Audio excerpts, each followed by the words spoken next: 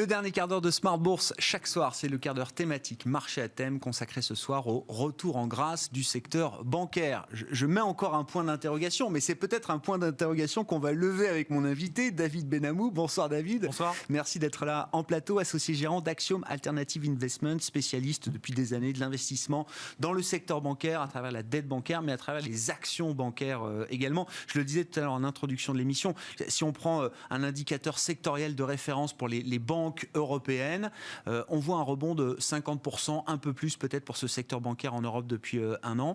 Votre fonds Action dédié aux banques européennes, au secteur financier, a fait 2 fois mieux, je crois, que son indice de référence. Donc vous avez doublé sur un an, quasiment par rapport au point bas du marché l'an dernier. David, comment vous analysez cette séquence ?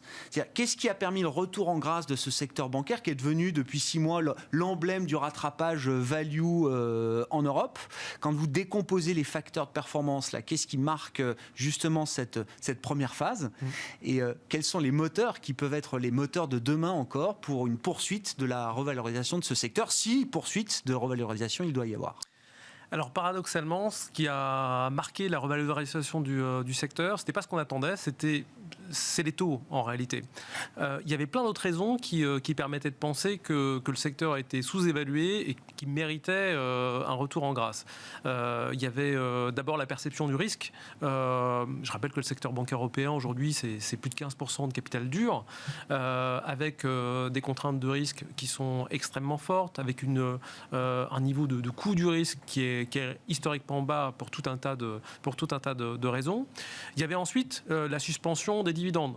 Et aujourd'hui, il y a une quantité importante de dividendes, capacité de distribution importante, qui est mise en réserve et qui est suspendue jusqu'au 4e trimestre de l'année 2021. Donc il y avait déjà ces raisons qui étaient pour nous les raisons moteur d'une revalorisation du secteur. Et ce qui s'est passé au premier trimestre, c'est absolument pas ça. Mais d'un autre côté, c'est pas tellement étonnant. C'est les taux. Il y a toujours une corrélation extrêmement forte entre le secteur bancaire et les taux.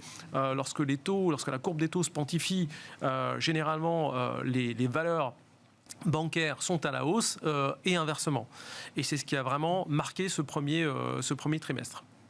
Et ça veut dire que les moteurs que vous aviez identifiés restent des moteurs tout à fait valables pour la suite encore. Absolument. Ils sont complètement pertinents. On n'a pas intégré l'idée des dividendes, par exemple, encore.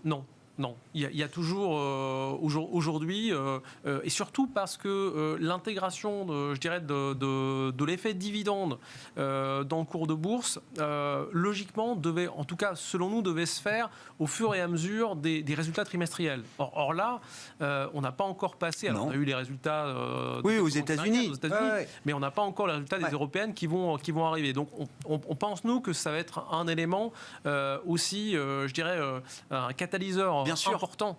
Les premiers trimestres, on le voit aux États-Unis, c'est très bien passé pour les banques d'investissement. On a quand même un certain nombre de banques européennes qui probablement peuvent bénéficier de cette tendance. Il n'y a pas eu de catastrophe majeure. Encore une fois, le coût du risque est historiquement bas.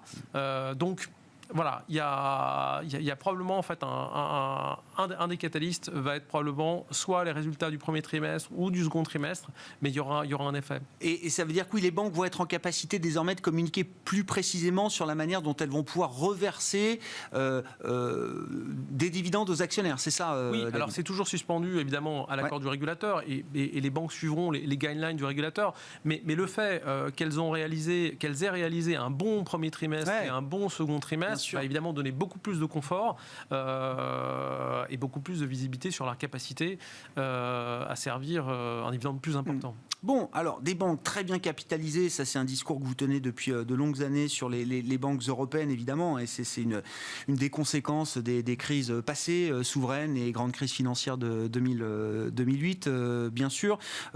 Néanmoins, c'est vrai que la presse financière régulièrement remet à la une des petites histoires qui qui nous rappelle un peu la finance folle d'une certaine manière, David. Est-ce que c'est le retour de la finance folle, là, à travers des affaires, Archegos, Greensill, on parlait des SPAC tout à l'heure, il y a peut-être des abus, des dérives de ces côtés-là, d'une ingénierie financière sans limite, d'un levier également qui revient très présent chez certains acteurs financiers et des acteurs bancaires, il faut le dire, parce que dans le cas de Archegos, Greensill, on voit une banque suisse, Crédit Suisse en l'occurrence, qui semble être assez affectée par cette affaire. Oui, alors, Crédit Suisse, je dirais que c'est avec quand même Deutsche Bank, un des, je dirais, alors, pas des champions, mais c'est une banque qui a un nombre important de controverses depuis des années. Donc on ne peut pas faire de Crédit Suisse, je dirais, un exemple du reste du secteur bancaire. Crédit Suisse, au cours des 10 dernières années, c'est quasiment 17 milliards de pertes. Globalement qui se sont faits à travers 8 milliards d'amendes. Ouais. Et puis le solde, pour faire simple, par des pertes sur des affaires comme Archegos ou Greensill.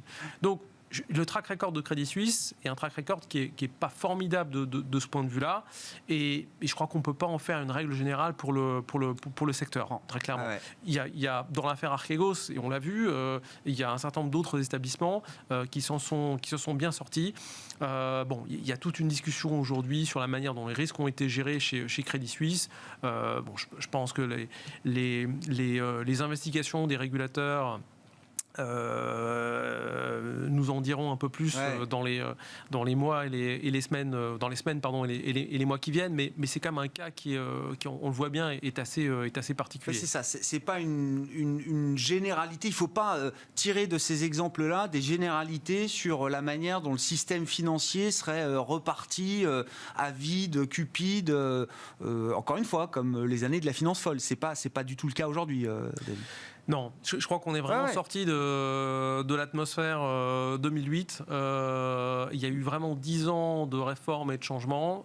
Évidemment, ici et là, et sur les métiers de la banque d'investissement, on va trouver encore des zones où la gestion des risques peut être relâchée, mais ce sont vraiment des cas particuliers. Je comprends. Et il faut dire un mot aussi, alors peut-être que c'est un driver aussi qui est identifié chez vous, la consolidation du secteur. Alors quand je dis secteur bancaire, c'est secteur financier au sens large, parce que c'est vrai que les exemples de consolidation qu'on a pu voir récemment, c'était par exemple pour des grands gestionnaires d'actifs. Amundi qui rachète Lyxor. Bon, Crédit Suisse Asset Management, on verra pour la partie gestion d'actifs de Crédit Suisse, mais on sent que c'est peut-être aussi du côté du pôle de l'asset management qu'il y a des choses intéressantes, des opportunités pour l'investisseur. Absolument, il y a une course à la taille qui est évidente dans l'asset management. Aujourd'hui, une grande société d'asset management doit faire à peu près 1 trillion pour exister. On voit Amundi, on voit toutes les grandes sociétés. Et clairement, l'intégration de Lyxor par Amundi témoigne encore de cette course à la taille, ces économies d'échelle. Là-dedans, effectivement, il peut y avoir un certain nombre d'opportunités. Il y a des sociétés indépendantes cotées, notamment au Royaume-Uni, aux États-Unis, qui vont être probablement des cibles intéressantes à traiter dans les portefeuilles actions, ça c'est clair. Ouais. Sur l'asset management, est-ce que ça peut être une consolidation bancaire également, ou est-ce que ça reste quelque chose de marginal, de grands établissements bancaires qui seraient à même de fusionner aujourd'hui? Est-ce que l'ambiance évolue de ce point de vue-là, ou est-ce que ça reste quand même des sujets compliqués? Alors ça reste des sujets compliqués. Les sujets de consolidation vont en premier lieu être des sujets locaux. Donc on l'a vu l'année dernière en Espagne notamment, ou en Italie. Donc il y aura une consolidation qui sera avant tout locale, notamment dans des pays qui sont, disons, un peu surbancarisés, ou au sens où il y a trop d'établissements. Les fusions transfrontalières, d'abord c'est beaucoup plus difficile, c'est très très compliqué à mettre en œuvre pour tout un tas de raisons, des raisons réglementaires, des raisons culturelles aussi, et puis évidemment des raisons politiques. On a entendu depuis des années des rumeurs de fusions diverses et variées. Ça a été Unicredit, Société Générale. On a même entendu aussi des rumeurs avec BNP. Bon.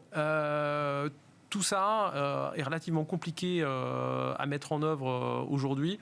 Et donc ça prendra encore quelques années pour se réaliser. Il y a un élément qui est souvent mis en avant et qui est important, c'est, je dirais, l'aboutissement en Europe du schéma de garantie des dépôts. L'union bancaire, compléter l'union bancaire. Tout à fait, compléter l'union bancaire, ça a été appelé par pas mal de dirigeants de banques. C'est quelque chose en fait qui en tout cas semble être, je dirais, un passage politique obligatoire avant d'envisager des fusions transfrontalières. Et pour conclure là-dessus rapidement, David, je sais pas, dans les sujets à traiter dans la sortie de crise, alors on est encore un peu dans l'urgence en Europe, mais est-ce que justement le sujet de l'idée de compléter l'union bancaire fait partie des dossiers qui sont sur la table là, de l'exécutif européen, des chefs d'État et de gouvernement?